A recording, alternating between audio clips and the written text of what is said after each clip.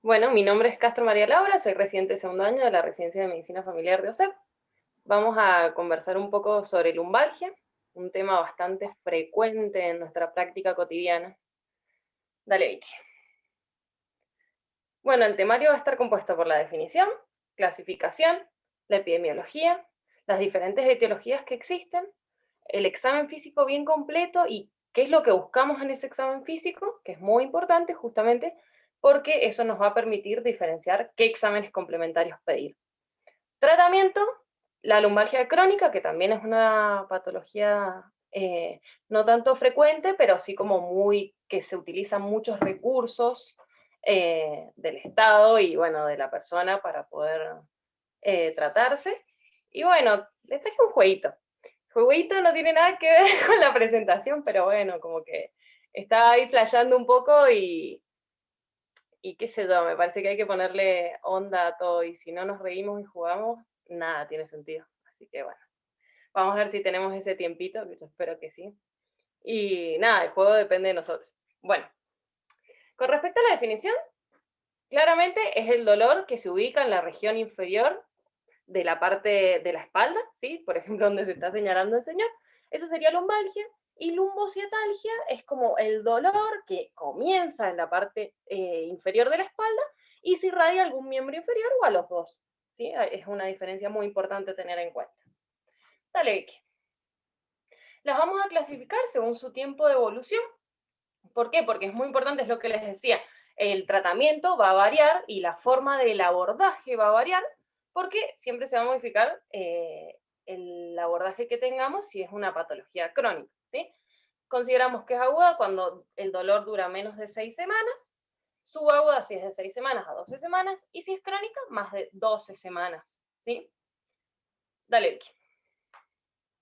Con respecto a la epidemiología, se calcula que del 70 al 80% de los adultos van a tener una lumbalgia aguda durante su vida en general, por lo tanto es súper frecuente y es un dato de color, pero es muy importante a nivel laboral porque es la primera causa de ausentismo, ¿sí?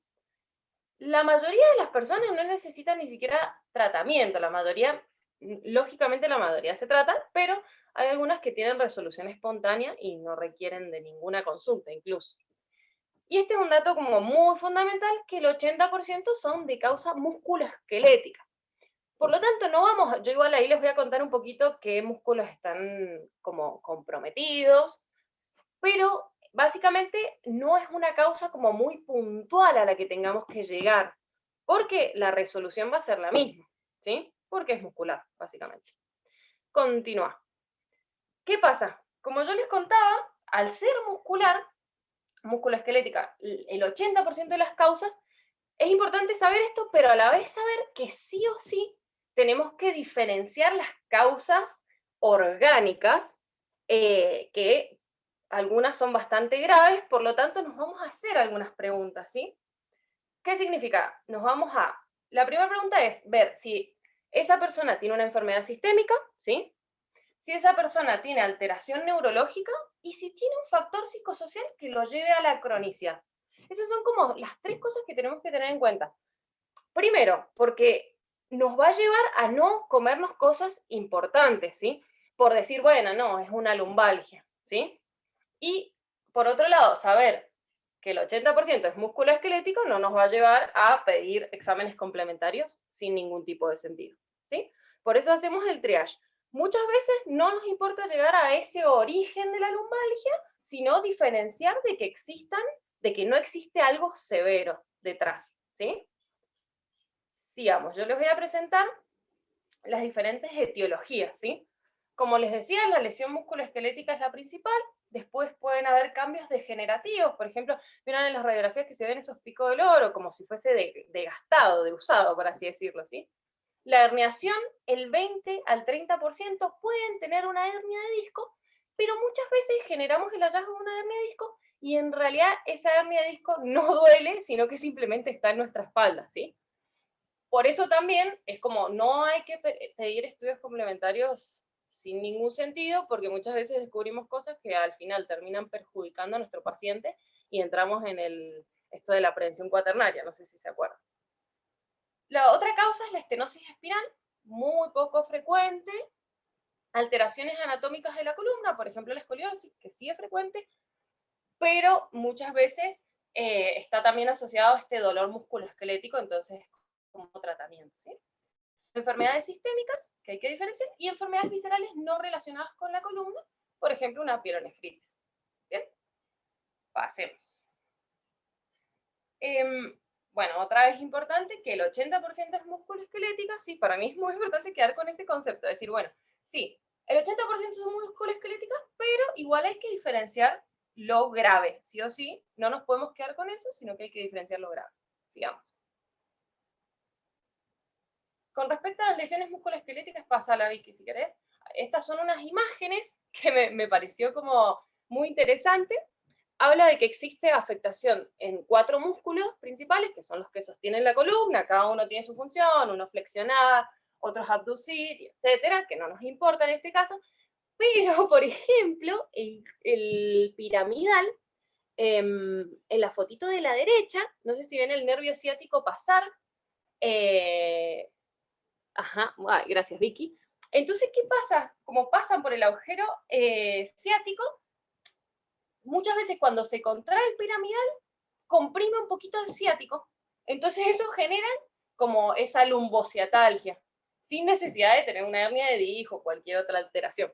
Entonces por eso como muchas veces nos confunde mucho, que realmente no sabemos el origen, porque estas cositas son las que nos van a confundir. Y por eso el examen físico tiene que ser bastante completo, que ya se los voy a detallar, porque sí confunden. ¿Mm? Sigamos. Otra de las... ¿Qué pasa? Esto para mí es muy importante. ¿Por qué? Porque son las enfermedades sistémicas que sí o sí hay que diferenciar, a pesar de que no son frecuentes, ¿sí? Se nos tiene que prender la lamparita, que yo después les voy a mostrar las banderas rojas, o de hecho las vamos a sacar en conjunto, que las banderas rojas son básicamente pensando en estas patologías, ¿sí? Cuando, cuando hacemos el interrogatorio, ¿sí? Si pensamos, nada, tenemos que descartar estas patologías. Entonces, interrogamos sobre la pérdida de peso, sin causa, si la persona es mayor de 50 años, si tiene un cáncer previo, si el dolor no cede en un mes de tratamiento bien hecho, y si no mejora con el reposo, y bueno, vamos pensando en que quizás pueda tener la neoplasia. La probabilidad de que tenga una neoplasia, normalmente las causantes de los lumbalgias son las metástasis, y es del 0,01%. Pero bueno, siempre hay que tenerlas en cuenta, lo que les decía antes. Infecciones espinales, osteomielitis. Hay que pensar siempre en osteomielitis cuando pensamos en ese paciente, una lumbalgia con fiebre, ¿sí? Que puede estar asociado a un factor de riesgo como que sea adicto a las drogas endovenosas o que tenga alguna infección en piel y partes blandas de la zona o infecciones del tracto urinario, ¿sí? También re poco frecuente, no me acuerdo el porcentaje, pero muy poco frecuente. Y las fracturas vertebrales las pensamos en las personas mayores de 70 años con osteoporosis, que han tenido historias previas de fractura, traumatismo o el uso de corticosteroides, ¿sí? Entonces, estas preguntitas nos van a hacer llegar a decir, bueno, este paciente quizás sí tenga una enfermedad sistémica, nos vamos a este otro lado, ¿sí? Que ya les voy a decir para dónde vamos. ¿Sí? ¿Alguna duda de lo que quieran aportar? Bueno, la hernia de disco, como les decía, el 20 al 30% sí tiene hernia de disco, pero el dolor no es por la hernia de disco en sí. Entonces, por ahí hay que saber identificar estos pacientes que van a necesitar una cirugía, ¿sí? Cosa de no pedir estudios complementarios a cualquiera pensando en una hernia de disco, no sé si me explico, ¿sí? Las hernias de disco la mayoría de las veces son las causantes de las alteraciones neurológicas, ¿sí? Pueden causar alteraciones sensitivas, motoras, de los reflejos osteotendinosos o el síndrome de cola de caballo, ¿sí? El orden de afectación va a ser ese, justamente, sensitivo, motor, reflejos, ¿sí? Y el síndrome de cola de caballo es muy, muy frecuente, el 0,01% de las hernias tienen el síndrome de cola de caballo, pero lo que genera es básicamente una retención de orina. Y es bastante como, o sea, tiene que tener una resolución quirúrgica, ¿sí? Porque genera retención de orina, incontinencia fecal y hipoestesia en silla de montar, ¿sí? Entonces sí, eso tiene resolución quirúrgica, por eso hay que estar prestándole atención, ¿sí? Y prestándole atención a estos síntomas, ¿sí? Tienen que saber eso, que el 2% tiene solo resolución quirúrgica, o sea que por eso muchas veces se diagnostican hernias de disco, pero no se realiza la cirugía, ¿sí? Esas son distintas afectaciones del disco, no sé si ven, ahí dice que está como degenerado, o sea, tiene una pequeña pancita, prolapso y extrusiones que directamente se sale para afuera. Ese es mi caso, básicamente. Vamos, sigamos. Bueno, es lo que les decía anteriormente. Nosotros con esto que les hablaban, esto que les hablé anterior, son como las enfermedades a tener en cuenta, ¿sí? Pensando en algo grave, ¿sí? Entonces, en algo que se nos tiene que prender esa bandera roja. Sin mirar al mar, la bandera roja. La edad, mayor a 50 años, ¿sí? Muchas veces la edad tiene que ir acompañada de otro factor, porque no todas las personas de 50 años las vamos a mandarse a hacer una resonancia porque sí, sino que tiene que estar acompañada de otro factor, o algún dolor, el dolor que nos llame la atención, ¿sí? Antecedentes de neoplasia, fiebre, falta de mejoría con tratamientos habituales, inmunodepresión, dolor en reposo, traumatismo previo, osteoporosis, medicación con corticoides y síndrome de Caudequina. Por eso, básicamente, las banderas rojas es lo que les mostré anteriormente. Pero la idea es que no se aprendan esto de memoria, sino que piensen por qué causas pueden estar, por qué pensamos en las banderas rojas, qué causas tienen, ¿sí? Bien. Vamos a ir, está. Vamos a ir al examen físico, que es muy importante. O sea, ya sabemos qué le vamos a preguntar a nuestro paciente, ahora vamos a saber cómo revisarlo. Bien, esa es la maniobra que creo que todos conocemos, que es la maniobra de Lassage, ¿sí? La maniobra de Lassage, lo que hacemos es la pierna extendida, ¿sí? Se levanta, o sea, nosotros nos ponemos como al costado del paciente y levantamos la pierna sin que el paciente haga fuerza. Y les puse el dibujito a la derecha, ¿por qué? Porque el dolor tiene que aparecer antes de los 60 grados. Si el dolor aparece después de los 60 grados, en realidad no es Lassage positivo, ¿sí? ¿Por qué? Porque puede doler por estiramiento, por lo que sea, ¿sí? Como que es más factible que duela bueno, o sea, pierde la sensibilidad a la prueba, por así decirlo, ¿sí? Y algo a tener en cuenta, que se ve medio pequeñito, es que es el Lassage contralateral. El Lassage contralateral aumenta la especificidad de que sea causado por una hernia de disco. ¿Por qué? Porque vos haces el Lassage de una pierna, ¿sí? Y duele la pierna del otro lado, que es la comprometida, ¿sí? No sé si me explico. O sea, el paciente tiene dolor o sea, tiene un dolor lumbar que se irradia a pierna derecha, ¿no? Entonces yo le hago el Lassage de pierna derecha, da positivo. Antes de los 60 grados le empieza a doler. Lo bajo. Le hago el de la pierna izquierda y empieza el dolor también en la pierna derecha, ¿sí? Eso nos da como más especificidad de que la prueba es positiva. ¿Bien? También lo que podemos hacer es la rotación externa del tobillo, que nos aumenta la sensibilidad. Bien, pasemos abajo. Estas son como las maniobras mínimas a tener en cuenta para hacer el examen físico, ¿sí? Ya abajo, en la próxima diapositiva, les voy a explicar como los recorridos nerviosos, ¿sí? ¿Se acuerdan que yo les dije? Las hernias de disco son las causantes de las alteraciones neurológicas. Entonces, para saber si ese paciente va a requerir algún examen complementario, nosotros necesitamos saber si tiene algún compromiso neurológico, ¿sí? Lo que hacemos es evaluar la dorsiflexión del tobillo y el dedo gordo, ¿sí? Del pie. La disminución de la fuerza obviamente compromete al E4 al E5. Eso ya se los voy a poner en imágenes para que sea más fácil, ¿sí?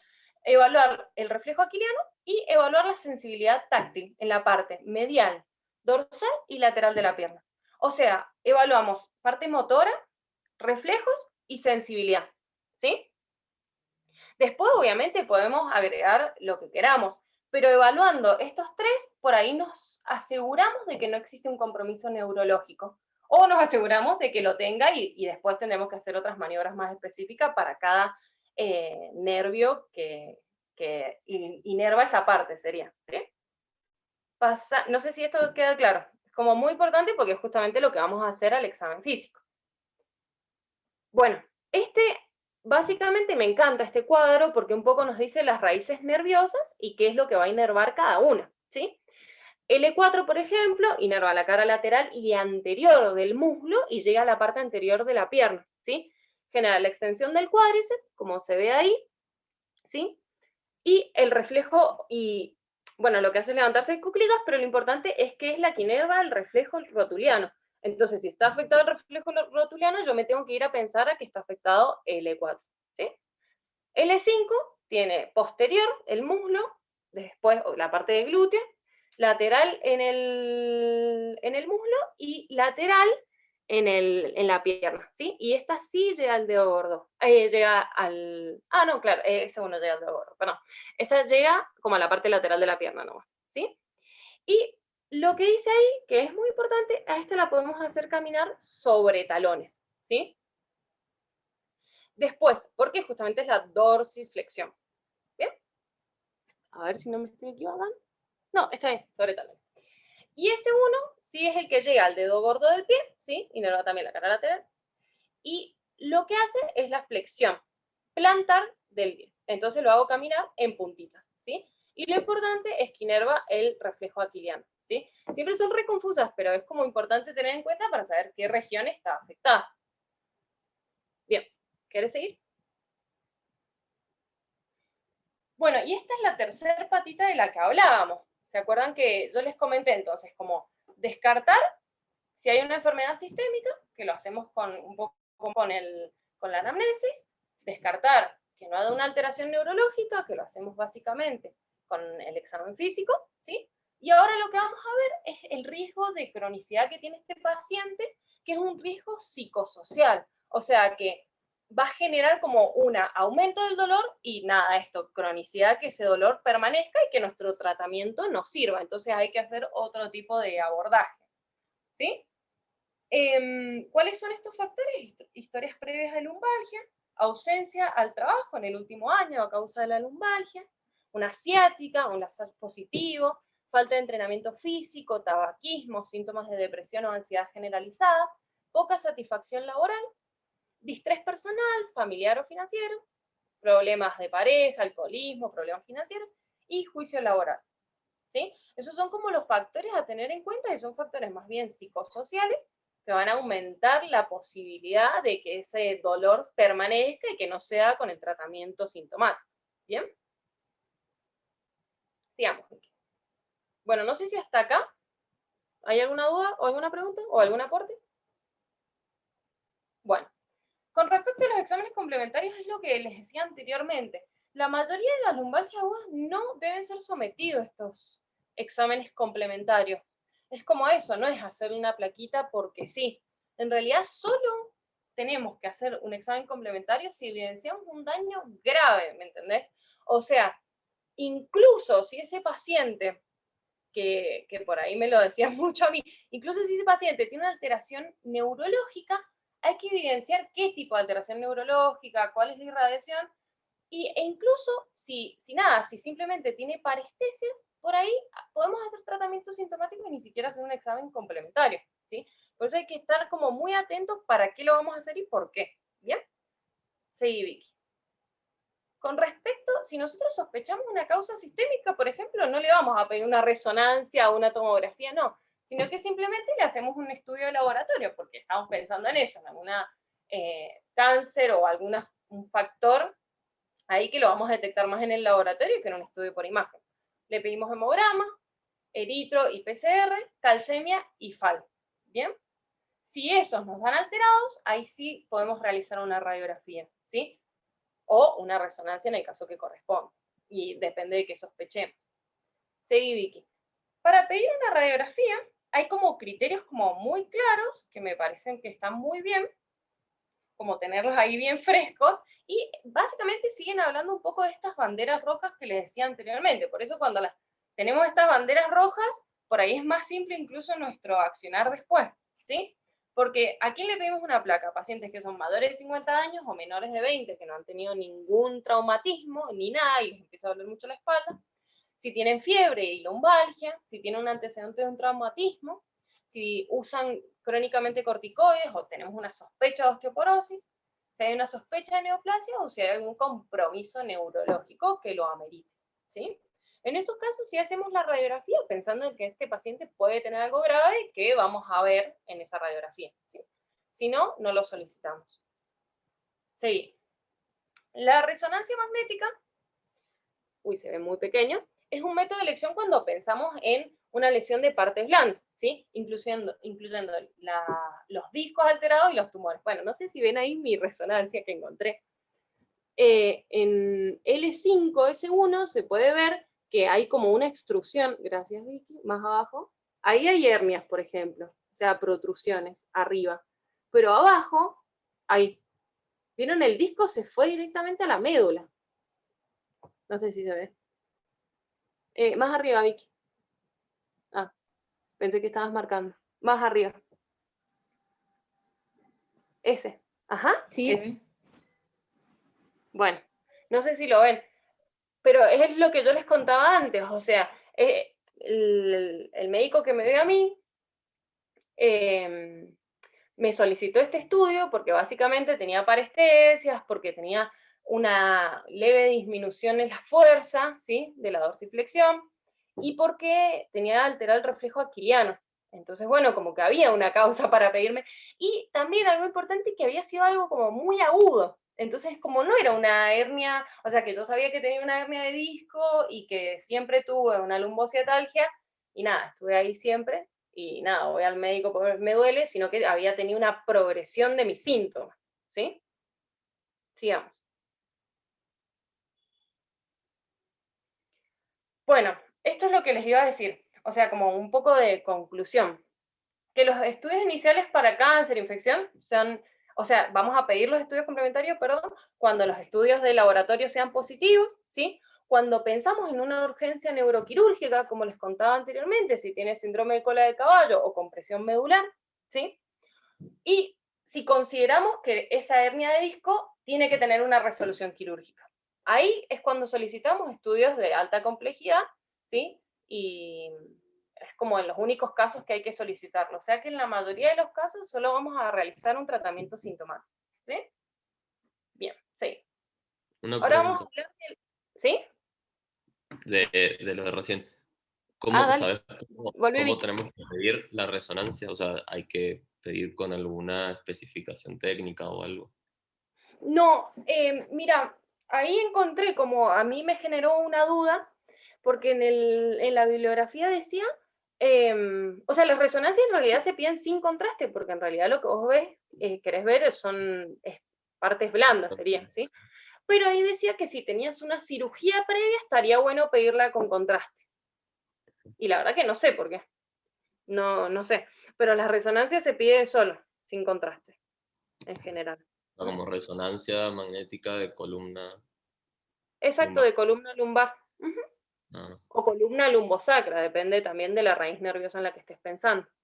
ujú, bien. Tal cual. Y por ejemplo, el Eso sí, síndrome de Crohn, si la sospecha es por patología discal, pero obviamente si tenés patología tumoral dentro de tu marco de sospecha, sí tenés que pedir una con Todo. contraste, porque ahí Ah, vas a ver el realce. claro, Pero si es patología discal, es solamente, o partes blandas, solamente tenés que pedir con resonancia común. claro, es que si estás pensando en una neoplasia, sí o sí vas a pedir con contraste por una cuestión obvia. Ujú. Pero no sé por qué el libro te aclaraba luego de una cirugía, pero bueno, posquirúrgico. Bueno, y el tratamiento, lo importante del tratamiento, como que hay dos puntos fundamentales. Este, lógicamente, es un tratamiento de origen, o sea, de las causas musculoesqueléticas, ¿sí? Porque las otras causas depende de la patología que tenga el paciente, o sea, si tiene una neoplasia, si tiene una infección, bueno, lo va a resolver en el hospital de otra manera, ¿sí? Así que yo les voy a hablar solo del tratamiento que vamos a realizar si es causa musculoesquelética, que es el 80%, así que tenemos con mucho alcance en ese sentido, ¿sí? Lo principal es no medicalizar el problema, o sea, que ese paciente se pueda hacer cargo de su enfermedad, por así decirlo. De hecho, hay unas escuelas que se llaman Back School, que lo que hacen es justamente eso, brindar, que es el segundo punto, educación a ese paciente para que él sepa qué es lo que tiene, cuánto tiempo le va a durar y cómo se va a resolver, ¿sí? Entonces tenemos que ser como muy claros en la alta prevalencia de la lumbalgia, en que probablemente tenga resolución espontánea, que vamos a ayudar con un tratamiento analgésico, un tratamiento sintomático, que se va a resolver en menos de 6 semanas normalmente, ¿sí? Y bueno, eso básicamente le tenemos que explicar al paciente para que un poco como que se concientice de lo que tiene, ¿sí? Y para entender que también el manejo es conjunto, porque también le tenemos que explicar que parte de lo que le pasa es por una cuestión del contexto psicosocial que tiene él, ¿sí? O ella. Seguí, Vicky. Vamos a empezar charlando un poco sobre el tratamiento sintomático, ¿sí? Que es como re importante esto. La idea es como una modificación de la actividad, o sea, como que te cuestionas si a ese paciente lo dejas en reposo o decís que haga actividad.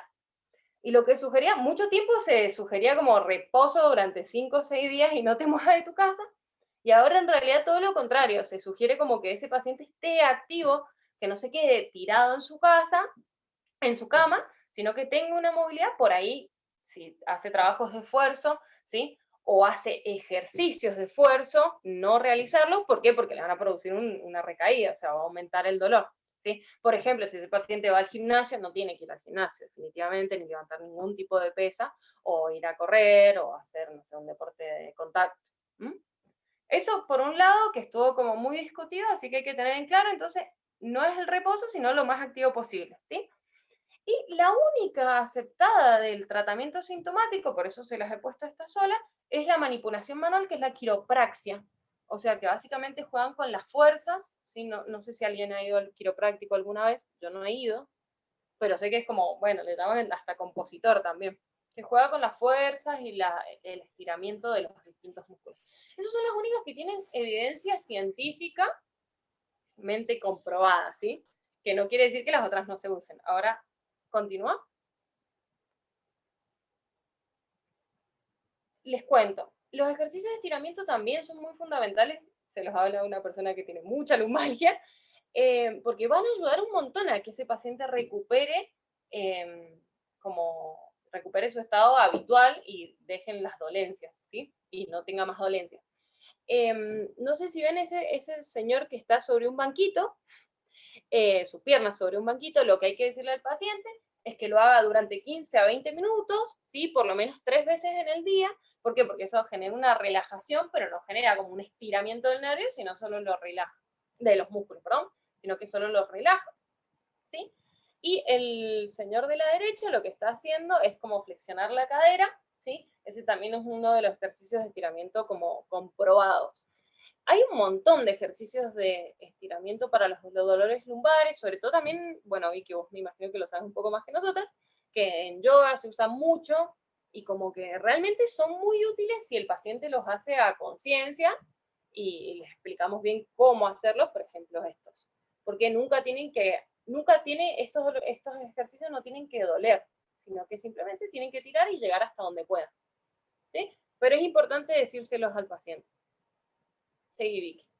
También es importante que ese paciente cambie las distintas posturas, porque acuérdense que nada, o sea, no sé si alguien ha hecho RPG, que también es como postural, y lo que hace justamente esto, como, por ejemplo, el señor de la izquierda se sienta bien, ¿sí? Este tiene la columna doblada, va a aumentar el dolor porque los músculos están contraídos, y el señor de la derecha, bueno, derecha mía, no sé si usted, tiene como para estar parado, por ejemplo, una persona que trabaja de seguridad, lo que hace es ponerse como un bloquecito, lo que sea, y apoyar, o una escalera, un escalón, y apoyar el piecito para poder relajar el peso de la espalda, ¿sí?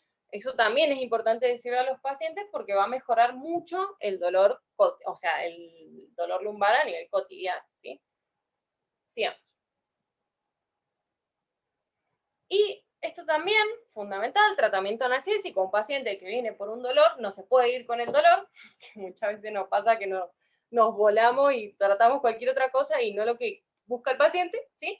Entonces lo que hacemos es como un tratamiento escalonado a medida que vamos a realizar el tratamiento. Si este no funciona, vamos a pasar de escalón a escalón, ¿sí? Vamos a comenzar siempre con los aires, Después vamos a seguir con opiáceos débiles y opiáceos potentes, que normalmente no lo hacemos nosotras, sino que pasa al especialista del dolor, ¿sí? Pasa, Vicky, porque hay un cuadrito. Con respecto a los AINES, lo que deberíamos hacer es brindarle ibuprofeno, que es lo que tenemos en el centro de salud también, 400 miligramos cada 6 horas, o paracetamol, 1 gramo cada 8. El libro también decía 500 cada 6. ¿Sí? Cualquiera de las opciones pueden ser. Acuérdense que son AINES con pocos efectos adversos y nos ayudan a poder tomarlos durante tiempo prolongado, ¿sí? Continúa. Si esto no funciona y si el dolor no cede, o si el paciente ya viene con esta medicación y vuelve a nuestro consultorio porque sigue con dolor, podemos agregar otro tipo de AINES, ¿sí? Por ejemplo, hacer ibuprofeno y diclofenac, ¿sí? Porque en este solo le damos un AINES, ahora le vamos a dar 2, el diclofenac, el ibuprofeno usamos la misma dosis y el diclofenac 50 miligramos cada 12 horas, ¿sí? Si esto no funciona, lo que vamos a hacer es agregar un opiáceo débil, sería, ¿sí? Más un AINES. Normalmente podemos hacer paracetamol más tramadol, que es el calmador plus, creo, que creo que no es tan barato y el tramadol es una buena droga. Sí está bueno saber que hay algunos opiáceos débiles que están como que ya no se comercializan, que no me puedo acordar el nombre, y sale en el Profam, así que hay que tener en cuenta que no están comercializándose, pero sí el tramadol, que es súper efectivo y lo usamos un montón.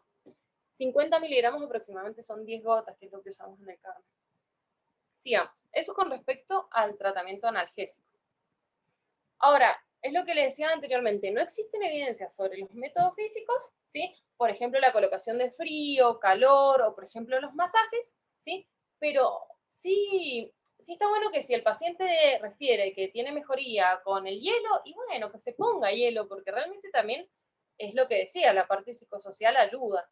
O si tiene mejoría con el calor, o si el masajista le hace bien, lo puede hacer perfectamente. Con respecto a la acupuntura, justo yo este año estuve como investigando en el Profam y en el Rubinstein, te decían que no tiene evidencia, pero yo estuve buscando algunos estudios este año y la verdad que todos los estudios eran como un uso bastante satisfactorio de la acupuntura. Obviamente no existen estudios como que el Rubinstein obviamente te pone estudios aleatorizados, doble ciego y etcétera, y bueno, la mayoría de los estudios de acupuntura son cualitativos. Entonces, por lo tanto, la realidad es que no sé si en algún momento va a haber evidencias científicas para la acupuntura, pero está bueno tenerla en cuenta si este paciente quiere o si podemos recomendarle a alguien que conocemos, como por ejemplo la Laura. ¿Cómo era el apellido, seguro? Bueno. La que trabaja... Villegas. La que trabaja con el Luis Biliato. Exactamente. Villegas. Gracias. Y otros tipos de tratamiento sintomático es la estimulación eléctrica transcutánea, que la usan mucho los kinesiólogos. Tampoco tiene evidencias, pero igual, como les digo, se utiliza y a algunos pacientes les sirve. Sigamos. Ahora, para mí es re fundamental saber esto, porque el libro no te recomienda el uso de vitamina B, de antidepresivos y de corticoides. Y realmente es muy importante porque la mayoría de los médicos y médicas te colocan esta B12 famosísima, que sale como 5.000 pesos y les hacen gastar un montón de plata al paciente cuando no tiene sentido, ¿sí? Entonces está bueno tener en cuenta que tanto corticoides como vitamina B12 no se recomiendan, ¿sí? Hay algunos médicos y médicas, el libro lo decía, de hecho, que usan corticoides y nada, y les resulta, pero no hay ninguna evidencia que pueda recomendarlo, así que como para tenerlo en cuenta, ¿sí? Sigamos. Y esto es como un poco lo último, la lumbalgia crónica, sí, es solo el 5% presenta cronicidad, o sea, de todas estas lumbalgias agudas, solo el 5% va a llegar a la cronicidad, pero tienen que saber que realmente requieren mucha cantidad de recursos, tanto humanos, de servicios de profesionales de la salud, como de medicación, como lo que dice abajo, de mayor causa de ausentismos laborales, de problemas también psicosociales de la persona, ¿sí? Entonces, como bastante desgastante, por así decirlo, tener lumbalgia crónica y es de difícil resolución también. Lo que tenemos que hacer, si viene un paciente que tiene una lumbalgia crónica, pasa Vicky a la siguiente, es como evaluar si ese paciente, o sea, reevaluar las causas orgánicas. O sea, yo no me puedo quedar como con la evaluación del médico de hace 20 años, sino que otra vez tengo que volver a preguntarle a ese paciente las banderitas rojas que hablábamos anteriormente. Puedo hacer hincapié en enfermedades como más infrecuentes, por ejemplo, la espondilitis anquilosante, por ejemplo, la estenosis del canal medular, como patologías más infrecuentes. No se las nombro porque realmente, bueno, igual si quieren se las puedo nombrar, pero no sé si tiene mucho sentido, más que poder diferenciar esas enfermedades sistémicas. Las causas pueden ser laxitud ligamentaria, espondilitis anquilopoyética, estenosis espinal lumbar, espondilolistesis y fibromialgia, ¿sí? Siempre la fibromialgia va a ser la última en pensarse, ¿sí? Una vez que nosotras descartemos esas causas orgánicas, vamos a ver ese contexto del paciente, ¿sí? Porque justamente este dolor de espalda puede estar, no sé, enmascarando una depresión o un duelo patológico, entonces, bueno, hay que hacer otra evaluación del paciente desde otro plano, ¿sí? Y también lo que tenemos que hacer, sí o sí, como cualquier patología crónica, es evaluar el funcionamiento familiar, ¿sí? Ver si está pasando por una crisis normativa, estructural, y etcétera, ¿sí? Seguimos. Con respecto al abordaje que tenemos que tener de este paciente, realmente es, a mí me encantó que dijera que nada, que tiene que ser un abordaje interdisciplinario, porque justamente estamos pensando que es un paciente que tiene estas afectaciones, estos factores psicosociales que generan cronicidad, ¿sí?